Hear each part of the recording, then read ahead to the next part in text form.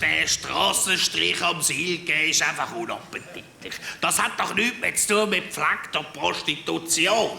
Früher, bei der Schermen, ist es ja einmal noch heimelig gewesen, gell? Die hat mir einmal, als ich Kohldampf gab, noch ein Schnitzel in die Pfanne gehauen. Also, nachher, oder einmal habe ich das Feuer gefressen, hat sie dann aber ausgerufen, habe ich müssen Zähne siedeln. Ja, mit der Schermen hast du über alles diskutieren. Die hat dir von der Nationalliga A alle Fußballer aufzählen. Sind auch alles ihre Kunden gewesen? Da war es noch kein Drama gewesen, wenn ein Fußballer mal ins Puff gegangen ist. Ja, die Mädchen am Siegen, die können nicht einmal richtig Deutsch. Und die Prostituierten heute denken nur ans eine. Für die Seele von einem Freier haben die nichts übrig. Sherman war ja immer eine hervorragende Psychologin gewesen, gell? Also ist sie immer noch. Ich meine, die schafft ja immer noch auf dem Beruf mit 75. Das muss also auch mal nachmachen, gell?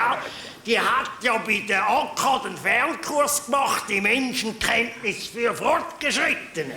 Die Mädchen auf dem Siegen haben von Psychoanalysen keine Ahnung. Gut, die ist heute auch nicht mehr gefragt. Ja, das ist wie in anderen Branchen auch. Das Know-how geht einfach immer mehr flöten. Ja, Flöten ist nicht schlecht in dem Zusammenhang.